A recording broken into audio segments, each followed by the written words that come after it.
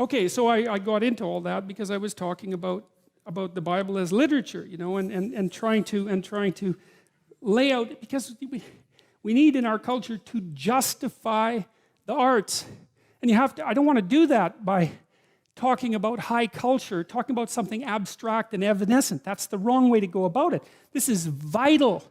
You know, like one of the things that's really interesting about the University of Toronto is that the one side of the campus where we are is beautiful, medieval cathedral, and the other side is god-awful factory. And you know, and the thing is, the attitude towards knowledge has paralleled that architectural transformation. You know, at one point, the humanities, let's say, were a sacred endeavor, and so was the art of being educated in the university, and that's turned into like mass factory, and that's reflected in the architecture. This isn't accidental. None of this happens by random chance, you know. It's not like there's a conspiracy or anything, because there isn't, but that doesn't mean that these things aren't tangled together. And the loss of beauty in the universities is a catastrophe, because without that beauty, there's no call to higher being. You know, this is also why, you know, I've mentioned to people that they should clean up their rooms. That's become quite the internet meme. But I'm really serious about it, because it's really hard to do that. And I've been cleaning up my room, by the way, for about 4 months now, because my life was thrown into such a catastrophe, and also we were renovating. And so, but it isn't just that you clean it up, you also make it beautiful. And it's really hard to make something beautiful. And it's really worthwhile. And what's really cool is if you learn to make something beautiful, even one thing, if you can just make one thing in your life beautiful, then you've established a relationship with beauty. And then you can start to expand that relationship with beauty out into the world, like into other elements of your life. And that is so worthwhile. It's just incredibly, crazily worthwhile. And that's an invitation to the divine. You know, you have to be daring to do that. And people are terrified of it. People are terrified of color. They paint their walls beige. They're terrified of art. They buy some mass-produced thing because they don't want anybody laughing at them for their lack of taste. And they would get laughed at because they have no taste. But you have to, well, it's right, because what do you know, right? You have to develop it. And so you're going to stumble along and make mistakes to begin with. And you're going to show yourself, because if you buy, oh, I think this is pretty, and you know, somebody comes over and goes, hey, what's up with you? It's kind of hard on your self-esteem, but it's you're stumbling towards the right, you're stumbling towards the kingdom of God. That's what you're stumbling towards when you try to make an aesthetic decision and to put something in your life that's beautiful. And it's unbelievably worthwhile to do that. And you have to steer clear of the frauds and the con artists and all of that. And art is full of that, of course, because it's difficult to distinguish between the real thing and the fraud, but it's unbelievably worthwhile. And so back to literature. I'm telling you this partly because I've been thinking a lot about the humanities and the arts. And practically speaking, because I know that artistic types are also entrepreneurial types. They're the same personality types. And so it's very much worthwhile to make an economic and practical case for this sort of thing.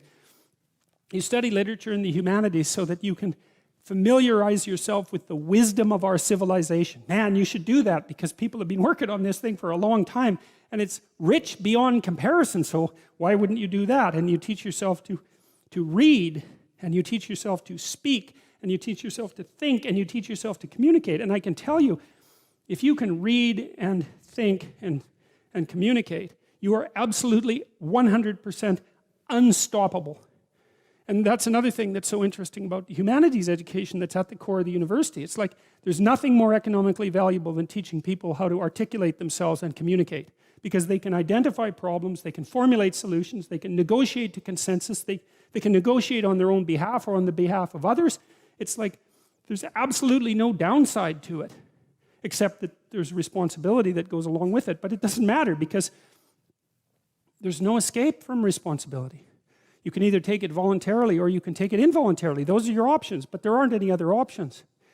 And so we need to understand the role of art and literature and stop thinking about it as an option. It's not an option. It's not an option. What is it said? Man does not live by bread alone. That's exactly right. We live by beauty. We live by literature. We live by art. And literally, not metaphorically. We cannot live without it, because life is too dismal and tragic in the absence of the sublime. So, and ourselves, we have to be sharp so that we can survive properly and orient the world properly and not destroy things, including ourselves. And so back to the Bible, which I do think is it's reasonably construed as a piece of literature because it's deep and because the people who wrote it had at least one foot in the unknowable. And they're trying to communicate what they experienced in the unknowable to make it known. And that's partly what we're trying to do in this series and what you're trying to do while you're listening and all of that. And so good for that. And also that nation whom they shall serve I will judge, and afterward they'll come out with great substance. There'll be a period of tyranny. You know, and there's a psychological truth to that too. One of the things I learned from reading Nietzsche, because you can learn a lot from reading Nietzsche, that's for sure. He talked about the Catholic Church. You know, Nietzsche is often construed as a great critic of Christianity, and he certainly was. But he was no casual critic. In fact, I think he was the sort of critic that you'd like to have as a friend, because he was the sort of critic that said, well, here's the great things you've done and that you could keep doing, but here's a bunch of really things that you did that you really should stop doing. And he talked about the Catholic Church, and he said what the Catholic Church had done to the European mind in particular was discipline it so that over a period of 1,000 years, 1,300 years, 1,400 years, there was this rule that there was a conceptual structure within which you had to interpret everything. And what that did was turn the educated European mind into a systematizing cognitive entity. And that once that systematizing cognitive entity had been established, then it could free itself from those underlying disciplinary structures and go off and do such things as produce the scientific revolution, for example, which required incredible systematic thinking. And so Nietzsche had this really interesting idea about freedom, and he believed that slavery was an intermediary between the undeveloped individual and the free individual, that you had to submit yourself to some intense disciplinary process for some period of time in your life before you could develop any true freedom. And so you think, maybe you want to learn to play the piano. It's like, that's not going to be any fun for a really long period of time, right? Because you're really bad at it, and there's a million things you have to memorize, and you have to stumble around like an amateur. And the same thing happens when kids learn how to read, and some of them never get past that point, and they never get to the point where they can enjoy reading. But in order to put yourself together, you have to put yourself in a vice and allow yourself to be constricted and mangled even by the thing that enslaves you. But the goal should be that as a consequence of submitting to the discipline, that you become disciplined. And then once you become disciplined, you can emerge from the disciplinary structure as someone who's free. And that's something that's very much worth thinking about as well. So that's illustrated conceptually in this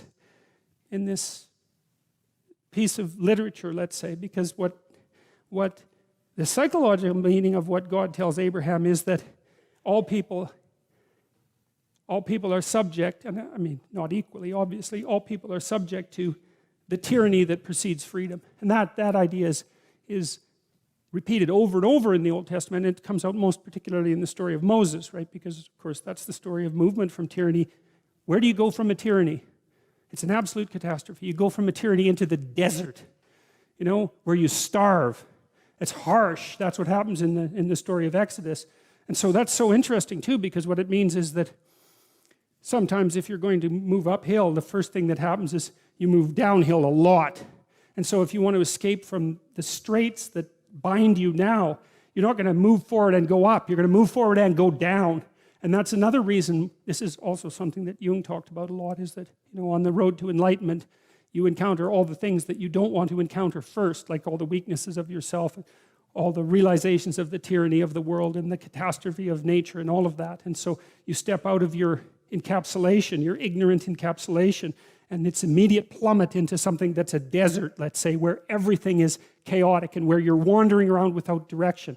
A real catastrophe. So it's, you know, because one of the things you might ask yourself is that if enlightenment is possible, then why aren't people enlightened? Because if it was just a matter of going from a good place to a better place, it's like, well, man, let's just get at it. It's no problem, right?